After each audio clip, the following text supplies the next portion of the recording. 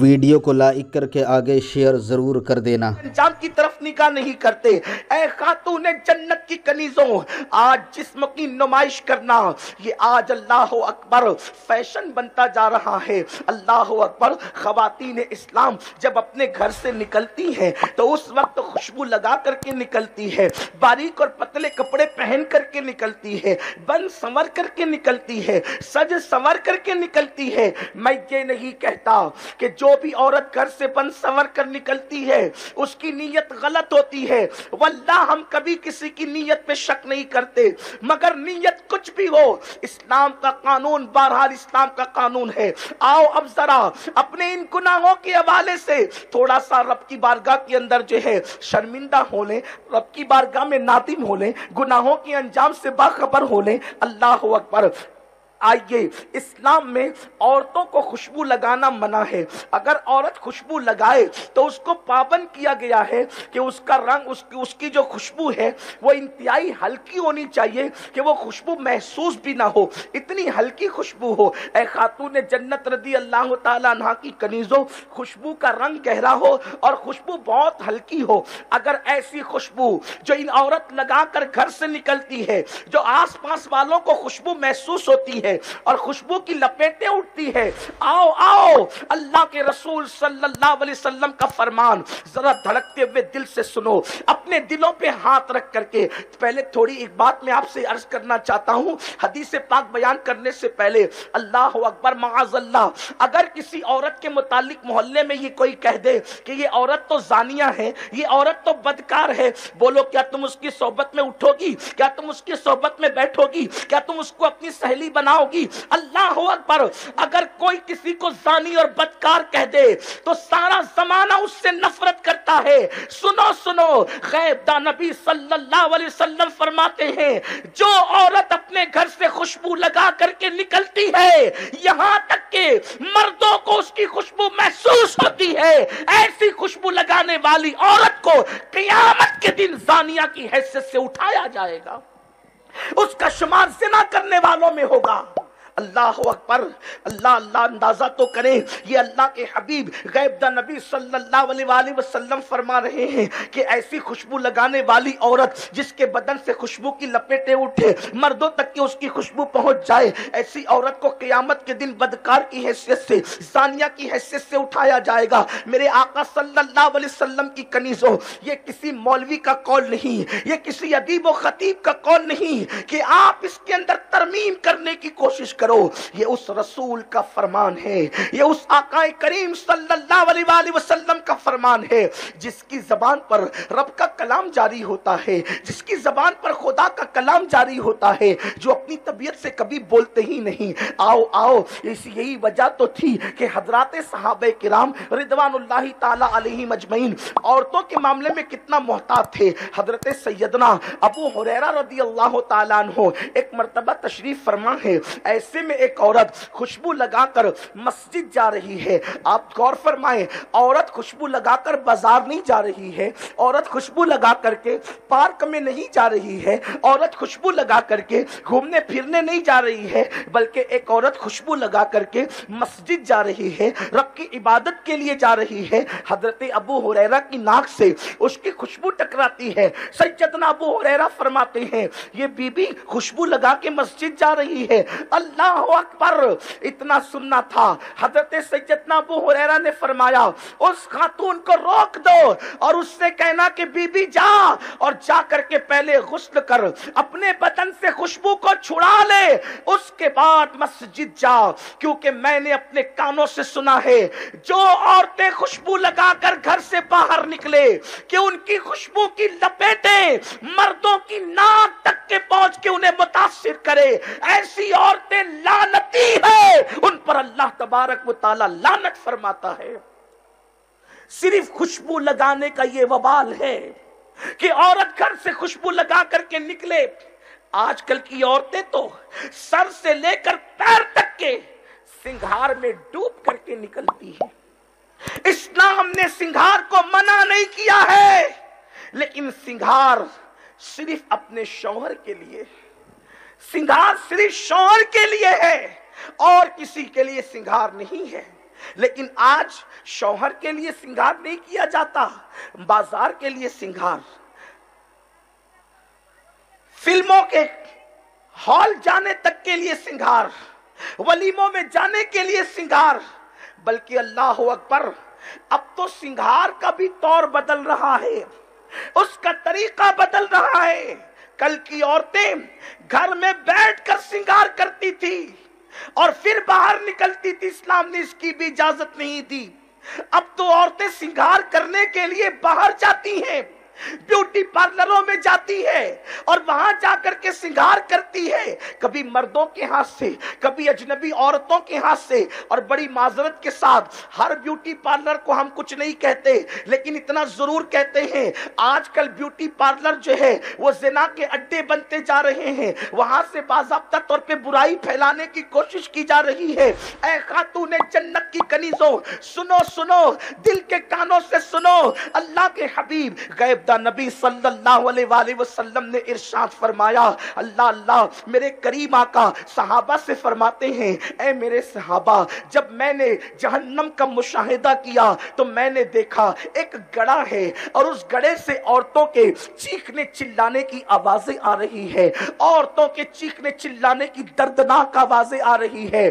صنف نازک کہلانے والی میری بہنوں، آخر تمہارے اندر اتنی طاقت کہاں سے آئے گی کہ تم لوگ چپکلی اور چوہے کو دیکھ کر کے ڈر جاتی ہو؟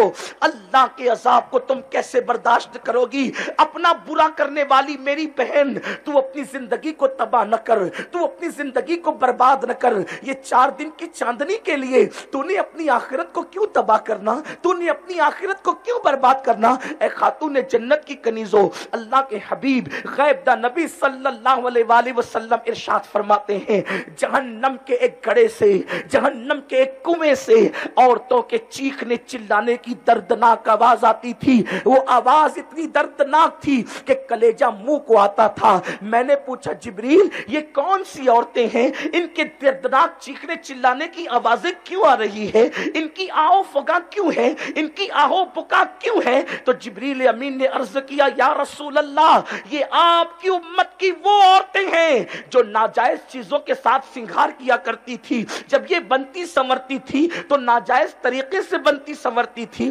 ناجائز چیزوں کا استعمال بننے سنورنے میں کرتی تھی، اس لیے آج ان پر یہ عذاب کیا جا رہا ہے۔ آپ سے میں پوچھنا چاہتا ہوں، گھنٹے 2 گھنٹوں کے حسن کے لیے یا کسی کی تعریف کے لیے بولو میری بہنوں، تم ولیمے میں اسی لیے سنور کر کے جاتی ہو نا، تم شادیوں میں اسی لیے بن کر جاتی ہو نا کہ تمہاری سہیلیاں، رشتہ دار، تمہاری جو ہے وہ تعلقات کی خواتین دیکھ کر کہے دیکھو فلاں کی بہن کتنی اچھی لگ رہی ہے، دیکھو فلاں کی بیوی بالکل ہیروئن کی طرح لگ رہی ہے۔ میرے آقا صلی اللہ علیہ وسلم کی کنیزوں، میرے نزدیک اس دور میں اگر سب سے بڑی گالی کوئی ہے تو وہ کسی عورت کو ہیروئن کہنا گالی ہے۔ اس کی وجہ یہ ہے، ہیروئن کا مطلب زنا کرنے والی، ہیروئن کا مطلب ناچنے والی، ہیروئن کا مطلب جسم کو بیچنے والی۔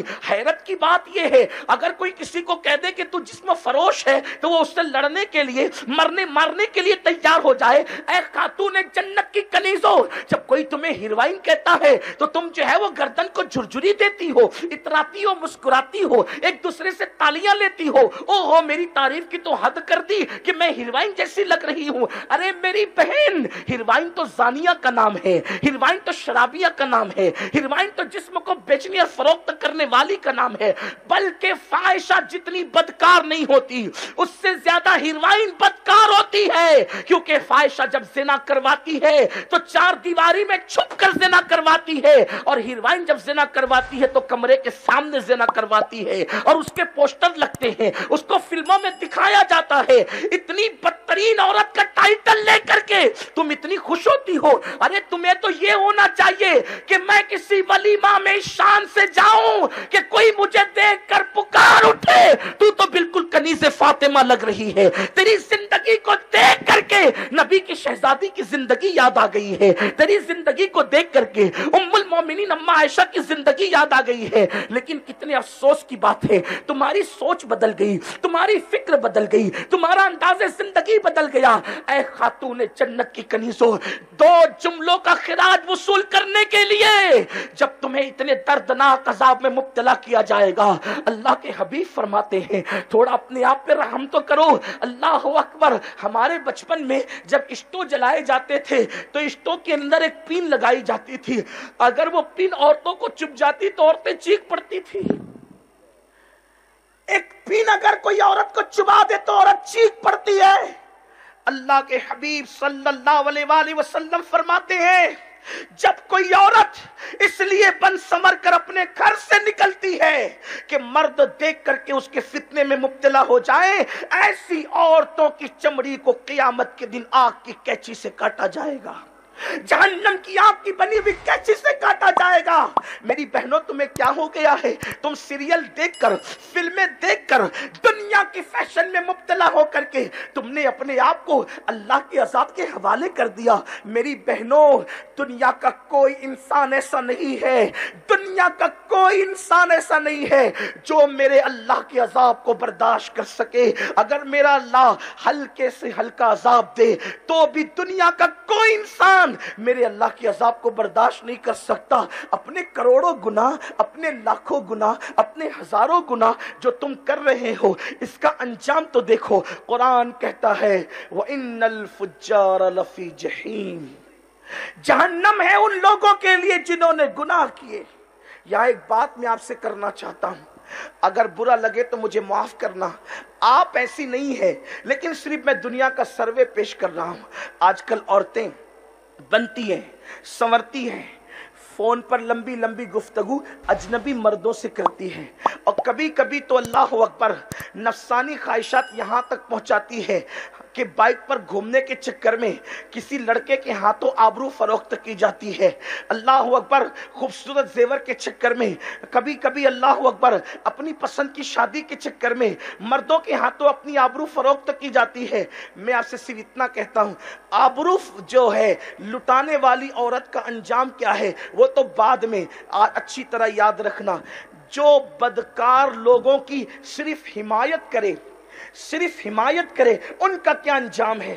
بدکار لوگوں کی حمایت کرنے والوں کا انجام کیا ہے، تھوڑا اس پر توجہ کریں. اے خاتون جنت کی کنیزوں، دیکھو نبی کی بیوی، نبی کی بیوی کبھی بدکار نہیں ہو سکتی. نبی کی بیوی مشرک تو ہو سکتی ہے لیکن کبھی بدکار نہیں ہو سکتی. اس کی وجہ یہ ہے کہ شرک ہر مذہب میں معیوب نہیں ہے لیکن بدکاری ہر مذہب میں معیوب ہے. اس لیے اللہ تبارک و تعالی ہر نبی کی بیوی کی عزت کا تحفظ فرماتا ہے. بلکہ زلیخا جو ہے وہ عزیز مصر کے نکاح میں پہنچی تو اللہ نے عزیز مصر سے وہ طاقت ہی سلب کر لی کہ وہ ازدواجی زندگی گزار سکے. تو اللہ رب العزت نے نکاح میں پہنچنے کے باوجود، اس لیے کہ وہ جناب یوسف کی بیوی بننے والی تھی، حضرت زلیخا کی آبرو کی یوں حفاظت فرمائی. لیکن اللہ اکبر، اندازہ کریں نبی کی بیوی کو اتنا تحفظ فراہم کیا جاتا ہے کہ نبی کے نکاح میں آنے سے قبل بھی ازواج مطہرات جو ہے وہ شیطانی خوابوں سے محفوظ رہتی ہیں. اتنا تحفظ ان کو دیا جاتا ہے نکاح میں آنے سے پہلے بھی. اللہ اکبر. اب اندازہ کریں جناب لوط علیہ السلام کا دور، اللہ بدکاری، لوگ بدکاری کرتے تھے، بدفعلی کرتے تھے. جناب لوط علیہ السلام نے فرمایا بدفعلی بدکاری مت کرو ورنہ تم پہ اللہ کا عذاب آئے گا. اس کے بعد قوم نے کہا لوط تو بڑا پارسا بنتا ہے، یاد رکھ ہم تجھے بستی سے نکال دیں گے، بستی سے باہر کر دیں گے. اللہ نے جناب لوط سے کہا اے لوط آپ بستی سے باہر چلے جائیں، آپ بستی سے باہر نکل جائیں اپنے خاندان کو لے کر کے. میری بہنوں ذرا دل کے کانوں سے سننا، حضرت لوط علیہ السلام نے گھر والوں کے درمیان میٹنگ کی اور فرمایا دیکھو ہم اپنا وطن چھوڑ کر، شہر چھوڑ کر جا رہے ہیں، قوم پہ عذاب آنے والا ہے لیکن کوئی پلٹ کر کے مت دیکھنا. جناب لوط علیہ السلام اپنے خاندان کو لے کر کے چلے، اور جب نکلے تو قوم پر عذاب آیا، قوم پہ پتھر برسے ان کی بدکاریوں کی وجہ سے۔ سب سے آخری میں حضرت لوط علیہ السلام کی بیوی تھی، سب سے آخری میں حضرت لوط علیہ السلام کی بیوی تھی۔ اس بیوی کے دل میں قوم کی محبت تھی۔ حضرت لوط علیہ السلام کی بیوی نے جب عذاب کی آواز سنی تو پیچھے پلٹ کر کے کہا، ہائے میری قوم۔ بس اتنا کہنا تھا کہ لوط علیہ السلام کی بیوی پر بھی پتھر گرا اور وہ بھی ہلاک ہو گئی۔ آپ سے پوچھنا چاہتا ہوں کہ اس نے بدکاری نہیں کی تھی، لیکن بدکار لوگوں کو کہ اس نے اس طرح حمایت کی تھی، ہائے میری قوم، بدکار کو میرا کہہ کر کے پکارا اور ان کی ہلاکت پہ افسوس کیا۔ قدرت نے نبی کی بیوی ہونے کے باوجود اس کو بھی ہلاک کر دیا۔ اے خاتون جنت کی کنیزوں، جو کسی بدکار کو میرا کہہ کر پکارے اس کی حمایت کر دے، اس سے ہمدردی کرے، نبی کی بیوی ہونے کے باوجود قدرت اس کو ہلاک کر دیتی ہے، تو جو خود بدکاری کرے اس کا ویڈیو انجام اگر کیا ہوگا؟ اچھا لگا ہو تو لائک کر کے آگے شیئر ضرور کر دینا۔ اللہ حافظ۔